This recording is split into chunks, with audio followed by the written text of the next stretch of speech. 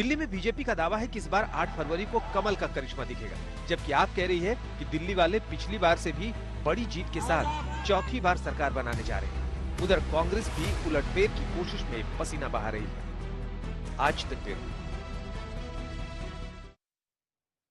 जबरदस्त लड़ाई है। गौरव भाटिया राष्ट्रीय प्रवक्ता बीजेपी के हमारे साथ जुड़ गए हैं। सुप्रिया श्रीने राष्ट्रीय प्रवक्ता कांग्रेस पार्टी की जुड़ गई हैं। कुलदीप कुमार विधायक और आम आदमी पार्टी के प्रवक्ता एक बार फिर से इस बार उम्मीदवार हैं, वो हमारे साथ आम आदमी पार्टी का पक्ष रखने के लिए जुड़ गए हैं। गौरव भाटिया जी, आपके साथ शुरुआत करें क्योंकि झुग्गियों के मुद्दे पर सीधा ललकार रहे हैं, चुनौती दे रहे हैं अरविंद केजरीवाल। उनका कहना है कि एक दिन में अगर सबका घर बना देंगे तो चुनाव नहीं लड़ेंगे। देखिए, ऐसा है कि गृह मंत्री अमित शाह जी ने जितने भी झुग्गी वाले थे, जो प्रधान थे, उन सबके साथ एक बैठक कुछ दिन पहले ही करी थी। और अमित शाह जी, आदरणीय प्रधानमंत्री नरेंद्र मोदी जी, ये लोग आज विश्वसनीयता का प्रतीक है। और एक बात बिल्कुल स्पष्ट कही गई कि इनकी जो झुग्गियां हैं उनको तो कुछ होने नहीं वाला है, बल्कि हमने देखा किस तरह से 1600 घर नरेंद्र मोदी जी ने अभी जो गरीब हैं उनको दिए थे। और इसके साथ ही परियोजनाएं जो नहीं हैं और जो लोकार्पण और शिलान्यास किया, और मैं आपको तमाम काम भी गिनाऊंगा, लेकिन सबसे पहले मैं कहूंगा ठग्गूमल अरविंद केजरीवाल से ये पूछिएगा, उनका मैनिफेस्टो जो है मैं आपको दिखा दूंगा। 2020 और 2015 में उन्होंने कहा था जितनी झुग्गियां हैं इनको पक्के मकान मिलेंगे। वो देखिए, आपने दिखाया, मेरे हिसाब से 10वां बिंदु है वो, मेरे पास भी तस्वीर है। तो अगर ये अपने वादे पे अमल करते अंजना जी, तो फिर इस तरह की कोई बातचीत ही नहीं होती। लेकिन इनका ध्यान कहाँ था? इनका ध्यान था शराब कारोबारियों के साथ ठेके बांटने में। इनका ध्यान था वीवीआईपी कल्चर का पर्याय बन के शीश महल बनाने का। और मैं आज जो आपको बताने जा रहा हूं, दिल्ली हाईकोर्ट ने क्या टिप्पणी करी है इस सरकार पे, सुनिएगा। मैंने थोड़ा अध्ययन किया तो बता दूं। सबसे पहले आज कहा गया है कि हमें ऐसा प्रतीत होता है कि आप गंभीर नहीं है इस मसले पे। आप सीएजे रिपोर्ट क्यों नहीं स्पीकर को देते हैं? और मैं उसका हिंदी में ट्रांसलेशन पढ़ देता हूं। जिस तरह से आपने अपने कदम पीछे खींचे हैं, उससे आपकी ईमानदारी पर संदेह पैदा होता है। आपको तुरंत रिपोर्ट स्पीकर को भेजनी चाहिए थी और सदन में चर्चा करानी चाहिए थी। समय सीमा बहुत बड़ी है। देखिए, जिस तरह से आप अपने कदम पीछे खींच रहे हैं वह दुर्भाग्यपूर्ण है। ये आज दिल्ली उच्च न्यायालय ने कहा। 14 ऐसी रिपोर्ट है जो अरविंद केजरीवाल का भ्रष्टाचार उजागर करती है, और वो स्पीकर को नहीं दी जा रही। ठीक है, अब अगली बारी का इंतजार कीजिए। कुलदीप कुमार जी, आपसे एक जवाब ले रही हूँ, उसके बाद मैं सुप्रिया जी के पास आऊंगी। कुलदीप कुमार जी, देखिए, दो में से एक ही चीज हो सकती है। या तो जब आपने ये वादा पिछले मैनिफेस्टो में किया था तो आप ये मान रहे थे कि गृहमंत्री अमित शाह दिल्ली सरकार का हिस्सा है, वरना आप ही देखिए 10वें नंबर पर आपने लिखा हुआ है, दिखाइए ट्वीटेड वीडियो। 10वें नंबर पर आपने खुद ही लिखा है, ये वादा याद है कुलदीप कुमार जी? मैं जवाब दूं। दिल्ली के हर झुग्गीवासी को सम्मानपूर्ण जीवन देने के लिए दिया जाएगा पक्का मकान। ये तो आपका वादा था। अब ये झुग्गी वालों को जो आप जा जाकर डरा रहे हैं कि आप सबको हटा दिया जाएगा, एलजी तो इनकार कर रहे हैं इससे। जवाब दीजिए। 2 सवाल पूछे मैंने आपसे। अंजना जी, पहली बात तो जो गाली गलौज पार्टी के प्रवक्ता हैं, जिनके नेता जुमलेबाज हैं, जो जुमला देते हैं, उनसे मैं पूछना चाहता हूं, जुमलेबाज प्रवक्ता जी से, कि आप ये बताइए कि अभी आपने कहा कि हाई कोर्ट ने सख्त टिप्पणी करी है कि रिपोर्ट पब्लिश नहीं की गई। तो मैं इसे पूछना चाहता हूं, गौरव भाटिया जी, आज तक चैनल पे आके आप बड़ी बड़ी रिपोर्ट दिखाते थे कि ये रिपोर्ट जारी नहीं हो रही है, इस रिपोर्ट में ये लिखा हुआ है, ये रिपोर्ट में ये लिखा हुआ है। वो रिपोर्ट आप पे कहां से आई थी? जब रिपोर्ट पब्लिश नहीं हुई थी, आज कोर्ट ने कहा, तो वो रिपोर्ट आपके पास कहां से आई?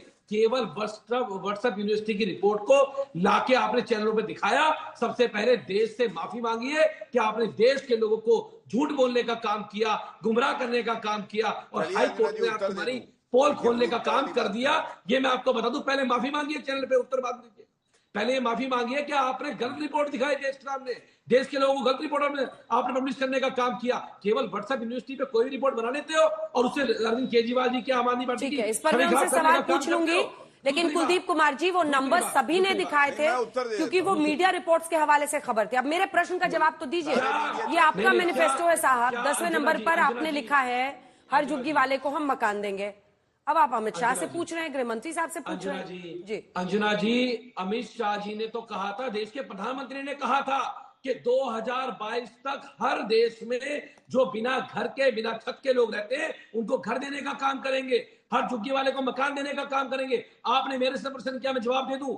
अगर आज केंद्र सरकार ये कह दे कि हम जमीन आपको अलॉट करते हैं, क्योंकि दिल्ली के अंदर जमीन जो है वो डीडीए के पास है, और डीडीए किसकी संस्था है? डीडीए भारतीय जनता पार्टी की संस्था है। आज हम झुग्गी वालों को मकान दे देंगे, या अमित शाह जी ये कह देंगे वो झुग्गी वालों को सबको मकान 1 महीने में दे देंगे, हम दिल्ली में चुनाव नहीं तो लड़ेंगे। मैनिफेस्टो में इनमें लिख हिम्मत देते ना नहीं सर। है।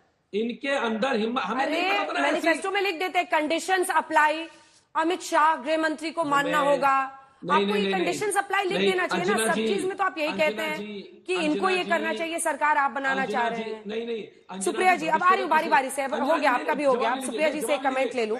सुप्रिया जी अब झुग्गी, एक सेकंड रुक जाइए। दिल्ली में झुग्गी झोपड़ी वाले वोटर्स जो हैं वो लगभग 10% हैं, करीब 3 लाख परिवार हैं, 15 लाख वोटर्स हैं, 675 झुग्गियां हैं, 1700 जे क्लस्टर्स हैं। यूपी, बिहार, मध्य प्रदेश, राजस्थान से आकर लोग रहते हैं। उनको टारगेट करने के लिए क्या ये सिर्फ शगुफा छेड़ा जा रहा है? वरना अपने ही मैनिफेस्टो में आम आदमी पार्टी ने ये पहले छेड़ा था, और इसको लेकर कांग्रेस का क्या प्लान है? मैं आपको 4 तथ्य बता देती हूं, और उससे दूध का दूध और पानी का पानी, आम आदमी पार्टी का भी और भाजपा के भी पूरे अर्ध सत्य का और पूरे झूठ का पर्दाफाश हो जाएगा। प्रधानमंत्री जी ने अशोक विहार में अभी कुछ ईडब्ल्यूएस आवंटित किए थे, उन्होंने जाके चाबियां दी। ऐसे ही चाबियां उन्होंने 2022 में कालका जी में भी दी थी, करीब 10 परिवारों को। यह अलग बात है कि अभी तक एक भी फ्लैट आवंटित नहीं हुआ। यह पहला तथ्य सुन लीजिए प्रधानमंत्री के झूठ का। अब बात करते हैं केजरीवाल जी की। जेलरवाला बाग में 1675 ईडब्ल्यूएस के फ्लैट्स, 3024 ऐसे फ्लैट्स कालका जी में, इन पर काम शुरू हो गया था। 2800 ऐसे फ्लैट्स कठपुतली की जो जगह है वहां पर प्रक्रिया शुरू हो गई थी। 2014 से अभी तक 11 साल बीत गए। इन घरों का क्या हो रहा है? डीडीएस पर चुप क्यों है? डीडीए की अपनी जमीन पर झुग्गियां हैं, वो झुग्गियां कहां गई? वो झुग्गियों पर क्या प्रक्रिया चल रही है? तीसरी बात सुनिए, आपने क्लस्टर की बात कही, बहुत अच्छी बात कही। 229 क्लस्टर हमने आइडेंटिफाई किए थे जहां पर करीब करीब 70,000 घर बनने थे, और 2014 से लेकर अभी तक एक भी घर उस क्लस्टर का बनकर आवंटित नहीं हो पाया। तो मैं सबसे पहला सवाल करना चाहती हूं आम आदमी पार्टी से, और दूसरा सवाल करना चाहती हूं बीजेपी से। आप दोनों लोग साथ मिलकर कब तक दिल्ली को बेवकूफ बनाइएगा? क्योंकि असलियत यह है कि आपके मैनिफेस्टो में रहा था, आपने जबरदस्त लंबा लंबा फेंका था, दिल्ली ने उसको भांजा था। और एक चीज आपको और बता दूं, प्रधानमंत्री बड़ी बड़ी बात करते हैं। 2024-25 एक वित्तीय वर्ष का आपको आंकड़ा दे रही हूं, 10 का नहीं, एक वित्तीय वर्ष का आंकड़ा। प्रधानमंत्री ग्रामीण आवास योजना में 37,80,000 घर बनने थे, घर बने हैं 5,43,000, महज 14%। 2 महीने रह गए ये साल खत्म होने के। तो ये बीजेपी का और आम आदमी पार्टी का एक तरीका है, जब दिल्ली की बात आएगी तो आपस में भिड़ जाओ, कोई सलूशन नहीं, कोई समाधान नहीं, बड़ी बड़ी बातें करो। झुग्गी जब केजरीवाल जी जा रहे हैं तो नारे लगा के क्यों भगाए जा रहे हैं वहां से? क्यों लोग कह रहे हैं जो हुआ वो शीला जी ने किया, आप लोग कुछ नहीं कर पाए? और एक बात छोटी सी कहकर अपनी मैं बात समाप्त करती हूं, उसके बाद आप इन लोगों से बात करिएगा। जिस नई दिल्ली कंस्टिट्यूएंसी से अरविंद केजरीवाल जी खुद लड़ रहे हैं, वहां पर 40 से 45,000 वोटर होते थे, और ये संदीप दीक्षित जी ने तमाम इंटरव्यूज में कहा है, शीला जी के बेटे हैं, वहां खूब जाते थे। अब वहां पर 7,000 झुग्गी वाले रह गए। किस बुलडोजर के आगे जाकर आम आदमी पार्टी वाले लेट गए? और भाजपा ने क्यों बुलडोजर चलाए? 7,000 लोग रह गए, बाकी 30-35,000 झुग्गी वाले कहां गए? ठीक है गौरव भाटिया जी, आप पहले जवाब दीजिए। न किसी चीज का आवंटन हुआ, ये लोग कहां गए? ठीक है, आवंटन पर आप जवाब दीजिए, उसके बाद से मैं कुलदीप जी आपके पास आ रही हूँ। गौरव भाटिया जी, देखिए, सबसे पहले तो जैसा आपने कहा वो तस्वीर मेरे पास भी है, मैंने अभी बात करी। ये 10वां वादा जो था, इन्होंने कहा था कि जहां पे झुग्गी झोपड़ी वाले हैं वहीं पर पक्का मकान मिलेगा। तो आपने बिल्कुल सही प्रश्न पूछा कि भाई ये तब नहीं पता था जब वादा कर रहे थे, और इसी तरह से हम लोग पूछते आए हैं। अंजना जी, इन्होंने कहा था 20 अस्पताल नए बनाएंगे। चैनल पे चुनौती देता हूं, बताएं 20 नए अस्पताल कौन से बनाए हैं 10 साल में। मैं तो पहले इनके मैनिफेस्टो 2015 की बात कर रहा था। दूसरी बात, इनसे हम लोग पूछते रहे 20 नए कॉलेज बनाएंगे, वो आज तक नहीं बताया। 30 सेकंड लगते हैं, 1 मिनट ले दोनों बता दें। यहां पे ऐसा कोई सगा नहीं जिसे पापी आप और कांग्रेस ने ठगा नहीं। और मैं मैडम की बातें सुन रहा था, कह रही थी लंबा लंबा फेंका। अरे लंबा लंबा सबसे ज्यादा कौन फेंकता है, हर कोई जानता है वो कौन है। वो वही व्यक्ति है जो कह रहा था खटाखट स्कीम, और उसके बाद खटाखट स्कीम में फॉर्म भरवाते हैं और 2024 का चुनाव तो हारी जाती है कांग्रेस पार्टी। जब महिलाएं लखनऊ में आई कि भैया 8500 रुपए दे दो, तो खटाखट वाले फटाफट गायब हो गए। और शर्म इनको ये आनी चाहिए। अंजना जी, आप इन पे समय नष्ट कर रही हैं। जनता ने तो इनको कब का दरकिनार कर दिया है। 5 ऐसे चुनाव हो चुके हैं, विधानसभा के 2 और लोकसभा के 3। जब इनके आए हैं अंडा सीटें, अंडा, और ये 6ठी बार कीर्तिमान लगाएंगी, अंडा सीटें आएंगी। अगर इनमें हिम्मत है, मैं चुनौती देता हूं, यहां पे बता के जाए कि कितनी सीटें आ रही है दिल्ली में। अरे कोई पूछ नहीं रहा। इनके पूर्व उप मुख्यमंत्री पृथ्वीराज चौहान क्या कहते हैं? पृथ्वीराज चौहान ने कहा, देखिए दिल्ली में ना आप जीत रही है, क्योंकि भाई इंडी अलायंस के साथी रहे थे। तो मुझे नहीं पता, जब इनके पूर्व उप मुख्यमंत्री को लगता है कि कांग्रेस पार्टी कहीं है ही नहीं, ना 3 में ना 13 में, तो ये यहां पे आके कौन सी बड़ी बड़ी बातें कर रही हैं। दूसरी बात, इनकी 3 गारंटी आई, लंबी लंबी कौन फेंकता है मैं आपको बता दूं। इन्होंने कहा था कि भाई हम किसानों को पेंशन देंगे, राजस्थान में दी क्या? छत्तीसगढ़ में गंगा जल हाथ में लेके कहा था हम किसानों का कर्जा माफ कर देंगे, दिया। राजस्थान में इन्होंने कहा था कि हम वहां पे युवाओं को भत्ता देंगे, क्या दिया? नहीं दिया। और खड़गे जी ने अभी क्या कहा था कर्नाटका में, अरे जबान कम चलाओ। वो नाराज हो गए, गारंटी कर देते हो लेकिन उसके बाद पूरी नहीं हो पाती है। खड़गे जी का बयान है। और तीसरी बात जो सबसे महत्वपूर्ण है, मैं बताना चाहता हूं आपको हमने क्या किया दिल्ली के लिए। और ये सूची अब सुनिएगा, बीच में कोई बोले ना। दिल्ली मेट्रो को 12,000 करोड़ रुपया, 9,800 करोड़। दिल्ली पुलिस पे खर्चा 12,000 करोड़। RRTS 9,283 करोड़। NHAI पे 8,000 करोड़। इंडियन रेलवे नेटवर्क इन दिल्ली 3,000 करोड़। दिल्ली यूनिवर्सिटी पे 1,800 करोड़। एम्स दिल्ली पे 4,100 करोड़। RML हॉस्पिटल पे 1,272 करोड़। इसके अलावा मैंने 1,575 की बात आपको बताई है। 4,500 करोड़ रुपए की परियोजनाओं को हमने यह शिलान्यास और उद्घाटन अभी नरेंद्र मोदी जी ने किया। और गरीब कल्याण योजना में 73 लाख लाभार्थी केवल दिल्ली में है। स्ट्रीट वेंडर्स 2 लाख ऐसे हैं जो लाभार्थी हैं। ये क्या दर्शाता है? लौट रही हूँ अब आपके पास जल्दी से। एक बार कुलदीप कुमार जी जवाब दे लें, उसके बाद ये पीछे ले जाना चाहते हैं। आपने भी उनसे प्रश्न किए हैं। कुलदीप कुमार जी सवालों के जवाब दीजिए और इसका कोई तो जवाब दीजिए ना सर। आप लोग जो मैनिफेस्टो भी बनाते हैं वो भी बीजेपी के सहारे बनाते हैं क्या? क्योंकि आपने खुद ही नहीं कहा आप पक्के मकान देंगे, अब आप कह रहे हैं इन्होंने ये नहीं किया, उन्होंने वो नहीं किया। हर जगह लिख लीजिए कंडीशन अप्लाई। अंजना जी, पहले मैं एक एक जवाब दूं, समय दीजिएगा, तो काफी सवाल है। पहला सवाल इन्होंने पूछा दिल्ली में हॉस्पिटल कहां बनाए, मैं उसका जवाब दे दूं। उन्होंने कहा हिम्मत है तो बता के दिखाएं। मेरे को लिस्ट बता रहा हूं, नोट करते रहिए। अभी गौरव भाटिया जी आप नोट कर लीजिए, अब मैं बताता हूं। मादीपुर हॉस्पिटल बनाया हमने 320 करोड़ की लागत से, 691 बेड का। जवालापुरी हॉस्पिटल नागलोई के अंदर बनाया 691 बेड का, 320 करोड़ रुपए। सिरसपुर के अंदर हॉस्पिटल बनाया 1164 करोड़ 487 करोड़ रुपए में, 1164 बेड का। सिरसपुर में एक और बी ब्लॉक बनाया हमने 1552 बेड का। शालीमार बाग में हॉस्पिटल बनाया हमने 1430 बेड का। सुल्तानपुरी में हॉस्पिटल बनाया 527 बेड का। सरिता विहार में बनाया हॉस्पिटल 200 बेड। रघुवीर नगर में बनाया हमने 1577 बेड। विकासपुरी में बनाया हमने हॉस्पिटल हस्तला के अंदर 320 करोड़ रुपए का, 691। किरानी में बनाया हमने हॉस्पिटल गुरु तेग बहादुर का हमने न्यू ब्लॉक बनाया 1912 बेड का। चाचा नेहरू का हमने बाल चिकित्सा से बनाया 596 बेड का। ये मैंने आपको नाम बता दिया हॉस्पिटल के अंदर। अब बताइए कौन से चुल्लू भर पानी के अंदर आप डूब के मरेंगे, ये मैंने आपको बता दी। तभी 20 नहीं हुए। चुल्लू भर पानी में तो अरविंद केजरीवाल डूबेगा, 20 तो तब भी नहीं बता डूब के मर जाइए, तो बोला भी डूब के मर जाइए। चुल्लू और पानी में डूब के मर जाइए, बस आप भी कीजिए, मर बस कीजिए, जाइए, हो गया, भैया डुबा के मरा लोगों ने दीजिए। आपने नया कीर्तिमान बना लिया एक बार फिर से, आज है फिर ना? से बहुत अब अच्छी सुन भाषा, लीजिए। वाह अब कमाल, बहुत अच्छा। अब वापस आपकी आइए पोल तो। खुल गई देश के सामने। दूसरी बात ये, आपके पास केवल जुमले मेरी हैं, पोल कैसे भैया, झूठ 20 है, बता नहीं और पाए। कुछ नहीं है। बताइए। अरे पोल खुल गई आपकी पोल खुल गई। सुनिए गौरव भाटिया जी, आपकी पोल खुल गई। अब कितना भी कैमरे में इधर देखिए, कुछ नहीं होगा। दूसरी बात ये, आपके पास ना तो दूल्हा है, ना आपके पास कोई चेहरा है, ना आपके पास कोई मुद्दे हैं। दिल्ली के लिए आप क्या करोगे, आप पे कोई विजन नहीं है। दिल्ली को तो अरविंद केजरीवाल पसंद है। वो अरविंद केजरीवाल जो अपनी दिल्ली के लोगों को 24 घंटे बिजली देते हैं। वो अरविंद केजरीवाल जी जो दिल्ली के लोगों को 200 यूनिट बिजली के बिल मुफ्त देने का काम करते हैं। वो अरविंद केजरीवाल जो अच्छे स्कूल बनाते हैं, कुलदीप जी, जो आपने मेरे हॉस्पिटल सवाल को बनाते बहुत हैं, अच्छा भी बताया, लेकिन जवाब नहीं मैं दिया। उत्तर दे दूं जरा। वापस आते हैं सवाल पर।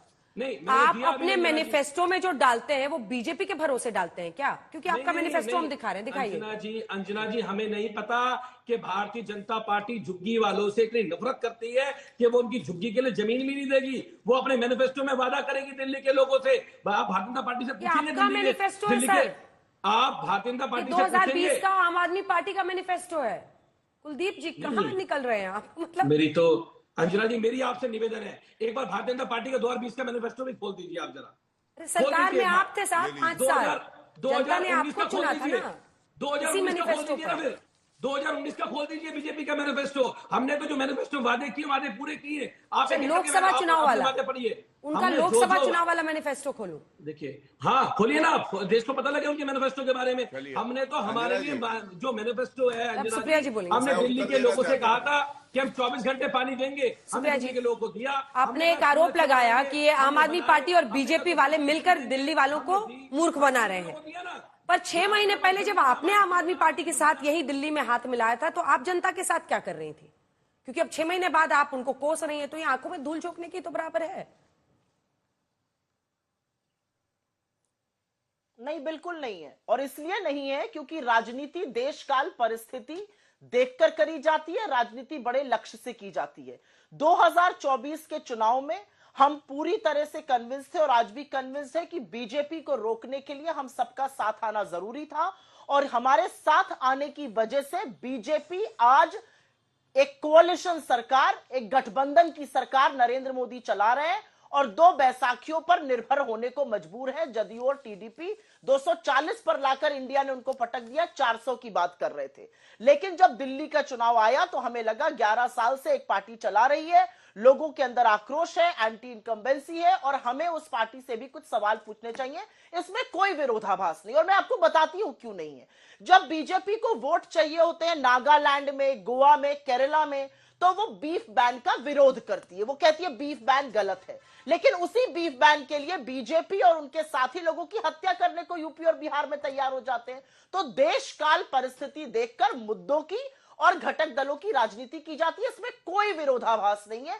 बीजेपी जब तक महबूबा मुफ्ती जी के साथ थी, उनको महबूबा जी कह के पूरा सम्मान देती थी, फिर उनको गुपकर गैंग का सदस्य बुलाने लगी। तो ये असलियत है इनकी, हमारी ये असलियत नहीं है। अगर देश काल परिस्थिति देखकर हमें साथ आना था तो हम आए, और मुझे लगता है कि उसका परिणाम इस देश ने देखा। मैं यहाँ पर 2 बातें कहना चाहती हूं। आम आदमी पार्टी आपको बीजेपी की बी टीम कह रही है, हमने ढिमकाना कर दिया। अब वो चुनावों में बहुत सारी बातें कही जाती हैं। आम आदमी पार्टी में कितने संघी भरे हुए हैं, संघ ने कितना सपोर्ट किया था आम आदमी पार्टी के पहले मूवमेंट का, वो बात तो अब संघ के लोग खुलकर टीवी इंटरव्यूज में कर रहे हैं। असली बात यह है कि आम आदमी पार्टी, और इस बात का मुझे हमेशा से क्षोभ रहा है, चाहे वो हमारे साथी रहे या ना रहे, हमेशा से ये दुख रहा है कि जब गुजरात के चुनाव लड़ने गए तो इन्होंने बिल्किस बानो पर नहीं बोला, जब दिल्ली में दंगे हुए तब भी केजरीवाल जी और उनकी पार्टी ने नहीं बोला, अपने साथियों को त्याग दिया। तो ये इनकी राजनीति है, हमारी राजनीति इनसे बेहतर है। लेकिन मैं यहाँ पर 2 बातें बोलना चाहती हूँ। बीजेपी पर बोलना इसलिए जरूरी है, बीजेपी पर बोलना इसलिए जरूरी, बीजेपी के पास ना संगठन है ना चेहरा है। कपिल मिश्रा और मनोज सिंह बिष्ट में खुलकर लड़ाई हो रही है और खुलकर बगावत हो रही है। तो ये किस मुंह से यहां पर आकर बात कर रहे हैं? ये बात करते हैं हमने ये कर दिया, हमने वो कर दिया। अरे भैया, आप तो आए थे देश को सुधारने के लिए। 58 पर रुपया मिला था आपको 2014 में, 26 मई 2014 को। 87 पार कराने पर आप आमादा है, प्रधानमंत्री को फर्क ही नहीं पड़ता है। आप आए थे महंगाई रोकने के लिए, बहुत हुई महंगाई की मार, और अभी आप ही के चैनल पर देख रहे हो 6.6% से ज्यादा रेट आ रहा है वेजिटेबल प्राइसेस का, उस पर कोई चर्चा नहीं हो रही है। यहाँ पर बात करने की बात थी कि हम चर्चा पे बात करेंगे, प्रधानमंत्री आते हैं चाबी देकर चले जाते हैं, आवंटन होता नहीं है, उस पर कोई बात नहीं करेंगे। तो अब लगातार मैं अगर इनके बीच में बोलना शुरू करूंगी अंजना जी, तो आप मुझे मत रोकिएगा, आपसे बस ये विनम्र आग्रह है, क्योंकि गौरव जी रुक जाइए, वो पूरा करेंगे, पूरा करने दीजिए, फिर मैं आपसे जवाब लूंगी। गौरव जी रुक जाइए, सुप्रिया जी पूरा कीजिए। 10 मिनट तो चुप रहेंगे। गौरव जी रुक जाइए, सुप्रिया जी पूरा मेरा अपना मानना है, हमारी सरकारें जहां पर हैं, हमारी सरकारों ने जो चीजें कर दिखाई है वो हमारा ट्रैक रिकॉर्ड है। इसीलिए हम 2500 प्यारी दीदी योजना लॉन्च करेंगे। हम युवाओं के लिए अप्रेंटिसशिप और 8500 रुपए महीने की बात कर रहे हैं, और हम 25 लाख की हेल्थ बीमा योजना यहां लागू करना चाहते हैं, क्योंकि दिल्ली को तड़प तड़प कर दम तोड़ते हुए हमने देखा है। तब मोदी जी भी आंख पर पट्टी बांधकर बैठे थे और केजरीवाल भी चुप थे, लेकिन दिल्ली को हमने देखा है किस तरह से दिल्ली ने दम तोड़ा था और रण छोड़कर खुद नरेंद्र मोदी और केजरीवाल जी भाग गए। गौरव जी अब आप जवाब दीजिए, क्या ये वजह है कि आप लोगों को लगता है कांग्रेस अगर अच्छा करेगी तो आपके चांसेस आम आदमी पार्टी के खिलाफ बढ़ेंगे, क्योंकि आपके नेता कांग्रेस पर काफी आक्रामक है और आपको भी मैंने इसी अंदाज में आज डिबेट में देखा। अंजना जी, मैं आपको 3 भविष्यवाणियां यहां कर देता हूं, जब 8 तारीख को नतीजे आएंगे तो मिला लीजिएगा। सबसे पहले, अरविंद केजरीवाल अपनी सीट से चुनाव हार रहे हैं, नई दिल्ली की सीट से चुनाव हार रहे हैं, आप देख लीजिएगा। दूसरी बड़ी भविष्यवाणी, कांग्रेस पार्टी से मैंने पूछा कितनी सीटें आएंगी, कृपया करके बता दो। हरियाणा में भी बता रही थी, उससे पहले महाराष्ट्र में भी बता रही थी, हार गई थी। अभी भी नहीं बता पाएंगी, क्योंकि आएगी अंडा, आप देखिएगा 6ठा अंडा लगातार बनेगा, ऑमलेट की दुकान में बैठेंगे ये लोग। और तीसरी बड़ी बात मैं आपको बता रहा हूं, हमें किसी को बढ़ाने और नीचे करने की आवश्यकता नहीं है, जनता ने मन बना लिया है। भारतीय जनता पार्टी की पूर्ण बहुमत की सरकार बन रही है दिल्ली में, और आप देखिएगा 8 तारीख को ये दोनों मिलेंगे नहीं और ये पुनः गले लग रहे होंगे, क्योंकि इनका एक ही मकसद है, सबको ठगना। आपने बिल्कुल सही बात कही, 6 महीने पहले ये लोग साथ साथ थे, तब हम लोग लिकर घोटाला उठा रहे थे, शीश महल घोटाला उठा रहे थे, तब ये कह रहे थे जो गिरफ्तारी हुई है अरविंद केजरीवाल की, मनीष सिसोदिया की, ये गिरफ्तारी गलत हुई है, और ईडी सीबीआई ये जो है सरकार के इशारे पे काम करते हैं। आज पूछा नहीं जाएगा, अरे भ्रष्टाचारियों के साथ तो आप खड़े थे, अरविंद केजरीवाल तो आप ही की गोदी में थे या आप उनकी गोदी में थे, और 7 सीटें दिल्ली में आपको हरा दी, चाहे वो पापी आप हो चाहे भ्रष्टाचारी कांग्रेस हो। क्यों? दिल्ली की जनता को पता था इनमें ईमानदारी रत्ती भर नहीं बची है, इनको पूरा निचोड़ेंगे तो भी इनके अंदर से एक बूंद ईमानदारी नहीं निकलेगी। दूसरी बात मैं आपको चेहरे पे ये कहती हूं, बीच में ना बोले, अब बीच में ना बोले। हाँ, दूसरी बात देखिए, एक और मैं दिखा देता हूं, ये कांग्रेस पार्टी की जो दिल्ली इकाई है उसके अध्यक्ष थे अनिल चौधरी, उनका बयान है सीएम केजरीवाल की गिरफ्तारी अच्छी है। जब ये अच्छी थी और गिरफ्तार होने के बाद जब चुनाव आए तो एक साथ हो गए, तो गिरफ्तारी खराब हुई अच्छी, मतलब भ्रष्टाचार से भी ये समझौता कर सकते हैं सत्ता में आने के लिए। एक बात चेहरे की आई, अंजना जी जल्दी से मुझे ये बताइए, गुजरात में चुनाव थे, आपको याद है अरविंद केजरीवाल वहां कैंपेन करने गए, वहां पे उन्होंने चेहरा दिया और गुजरात की जनता ने 7वीं बार भारतीय जनता पार्टी की सरकार बनाई। क्यों? क्योंकि हमारी ईमानदारी पे उन्हें विश्वास है, और चेहरा देने से कुछ नहीं होता है। आतिशी मार्लेना एक महिला है, आज वो मुख्यमंत्री है। क्या ये दुर्भाग्यपूर्ण नहीं है? केजरीवाल जो कि आज एक आरोपी है, कहते हैं कि ये आतिशी मार्लेना ये केवल टेम्पररी सीएम है, चेहरा तो मैं हूं। मैं समझता हूं महिलाओं का इससे बड़ा अपमान क्या हो सकता है। मैं इस पर जवाब उनसे लूंगी, लेकिन इससे पहले कि सुप्रिया जी आप उनके तमाम आरोपों का जवाब दो, एक बार सीएसडीएस का वोटिंग पैटर्न दरअसल आपको दिखाना चाहते हैं, क्योंकि देखिए ये आरोप प्रत्यारोप तो आप लगभग रोज ही सुनते हैं, हर पार्टी एक दूसरे पर इस तरह से हमलावर रहती है। दिल्ली का जो वोटिंग पैटर्न है उसमें सीएसडीएस, लोकनीति सीएसडीएस ने 4 हिस्सों में लोगों को बांटा है, जिसमें गरीब है, निचला तबका है लोअर, और फिर मिडिल क्लास मध्यम तबका है, और फिर अमीर है, रिच है। तो सबसे पहले 2015 के मुकाबले अगर आप 2020 के विधानसभा चुनाव को देखते हैं तो बीजेपी को 12% का गरीब तबके में गेन हुआ था। ये मध्यम वर्ग हटा दीजिए, गरीब वाला दिखाइए पहले। ये देखिए। और वहीं आम आदमी पार्टी को 5% का नुकसान हुआ, जिसके बाद वो 61 पर पहुंचे, इससे पहले 66 पर थे। और फिर इधर कांग्रेस पार्टी 4 पर। अब आप निचला तबका देखिए, जिसमें 31 है, 2% का गेन हुआ बीजेपी को, 6% का गेन आम आदमी पार्टी को हुआ, वो 63 पर पहुंचे। इसको स्टे नहीं दे पा रहे हैं क्या हम लोग? ये निम्न वर्ग देखिए, 63 पर पहुंचे और 4 पर कांग्रेस पार्टी। अगला दिखा दीजिए मध्यम तबका, जहां पर भारतीय जनता पार्टी को सिर्फ 4% का गेन हुआ, 2% का गेन आम आदमी पार्टी को 15 के मुकाबले, और 7% का नुकसान कांग्रेस पार्टी को हुआ। अब अमीर तबका देखिए, जिसमें 58% बीजेपी को देता है, 47% आम आदमी पार्टी को, और 4 सिर्फ कांग्रेस पार्टी को। क्या यही वजह है कि झुग्गियों के इर्द गिर्द आप इतना शोर देख रहे हो ना? 5 साल में कोई भी क्या वाकई हर झुग्गी वाले को एक फ्लैट दे सकता है, मकान दे सकता है? या फिर क्या ये डरा देना कि सारी झुग्गियां खत्म कर दी जाएंगी बिना लोगों को फिर से स्थापना, मतलब घर देने के, रीसेटलमेंट का कोई प्लान के बिना? ये तमाम आरोप आप इस तरह के हवा हवाई इसीलिए सुनते हैं क्योंकि ये बहुत बड़ा तबका है जिसकी वजह से जीत प्रभावशाली हो सकती है। सुप्रिया जी, आप जवाब दे दीजिए, उसके बाद मैं कुलदीप कुमार के पास जाऊंगी। सुप्रिया जी, जवाब दीजिए। सवाल है कि भ्रष्टाचार के मुद्दे पर कॉम्प्रोमाइज हुआ ना? 6 महीने पहले भी ये वाला घर, जिसको आरोप लगाती है बीजेपी, शीश महल है जो केजरीवाल जी के बंगला है, ये शराब घोटाला, जिसके आप ही के पार्टी के नेता कहते हैं कि हमने उजागर किया, पर बीच में आपने समझौता कर लिया, तो भ्रष्टाचार से समझौता किया?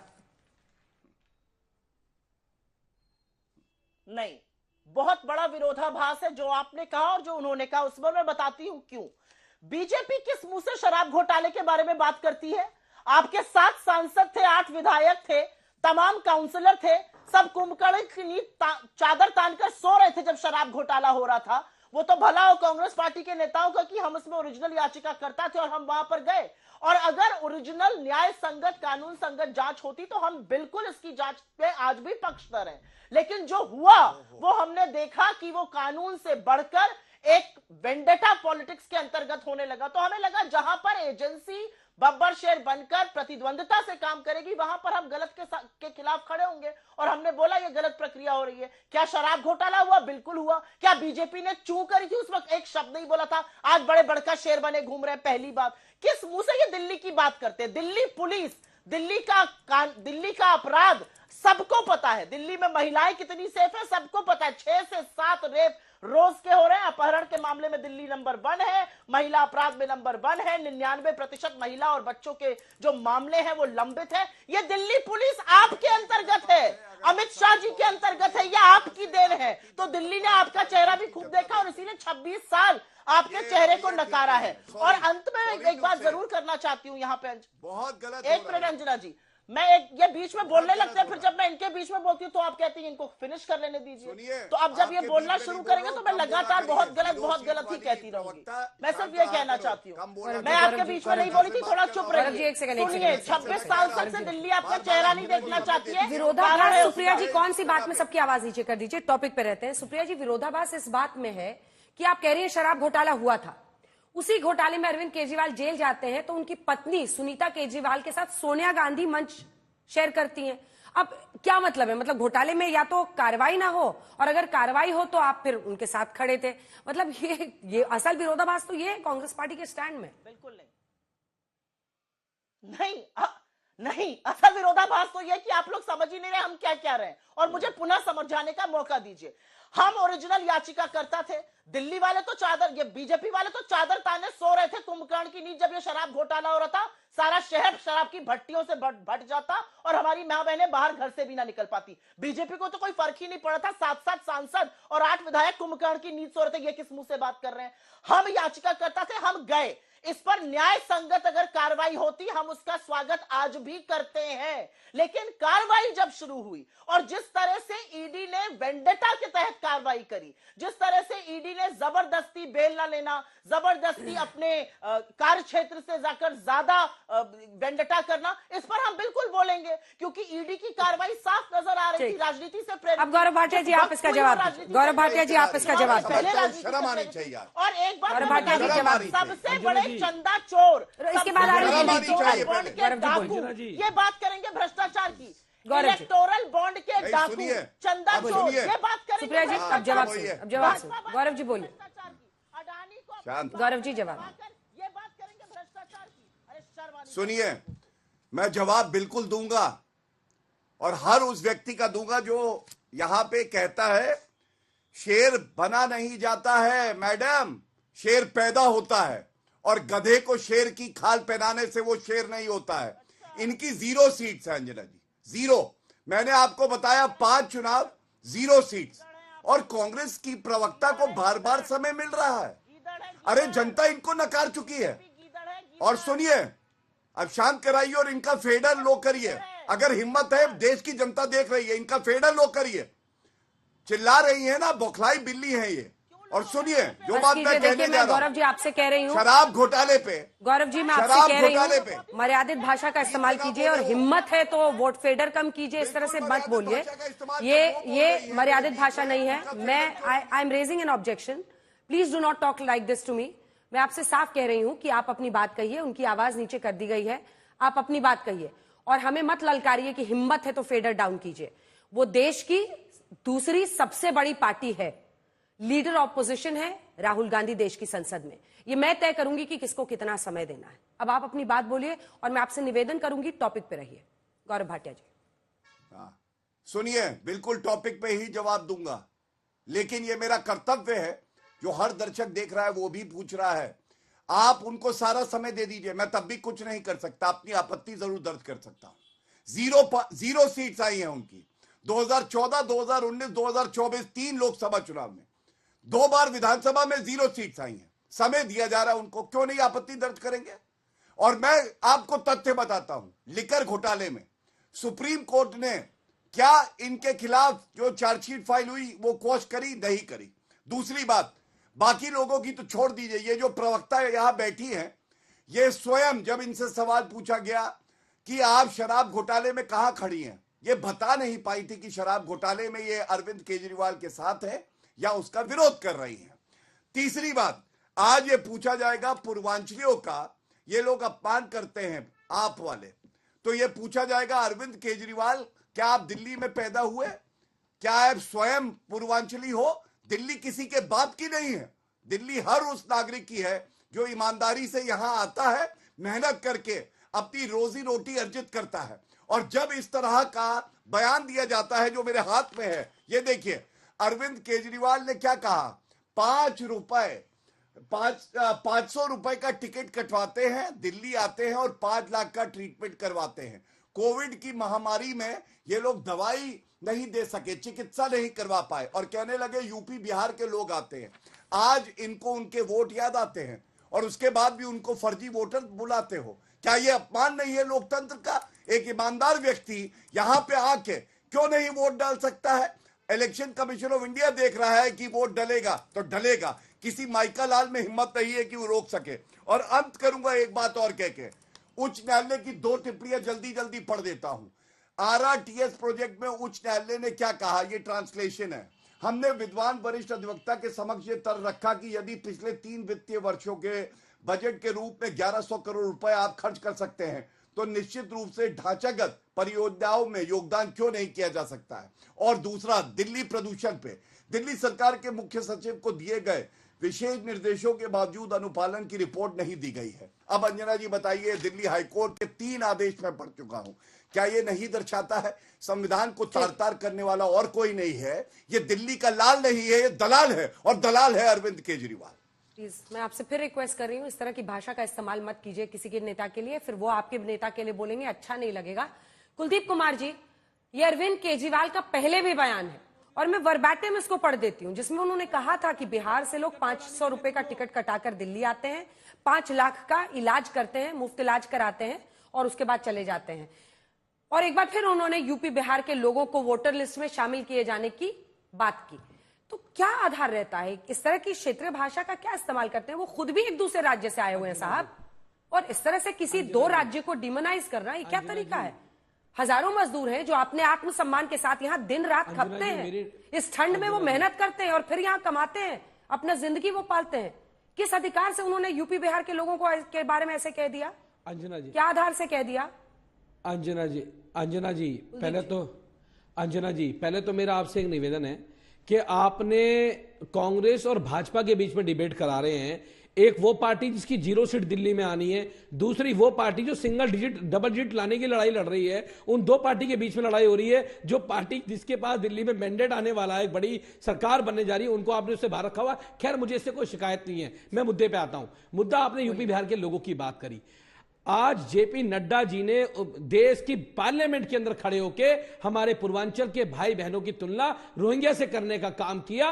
किसी भाजपा सांसद के मुंह से आवाज नहीं निकली, किसी ने भाजपा ने विरोध नहीं किया। अरविंद केजरीवाल जी ने जिस संक्षेप में बात कही थी, उन्होंने कहा था कि दिल्ली में आज इतना अच्छा इलाज हो रहा है कि दिल्ली में हमारे यूपी बिहार के भाई बहन भी आके कोई लोकसभा में बादशाह बनता है, कोई विधानसभा चुनाव में सब भूल जाते हैं एक दूसरे का क्या क्या उनकी परफॉर्मेंस है अलग अलग जगहों पर। वरना आम आदमी पार्टी की तरफ से आप बोल रहे थे कुलदीप जी भी, आपको भी याद रहता कि लोकसभा में आपकी कितनी सीटें आ रही हैं। लेकिन बहस अनंत है ये, किस पार्टी को कितना समय मिलना चाहिए। हमारी ये कोशिश रहती है कि हर पार्टी का वक्ता जिसको हम मंच पर बुलाते हैं अपने डिबेट में, वो अपनी बात जरूर कह पाए। हल्ला बोल में इतना ही। आप देखते रहिए आज तक।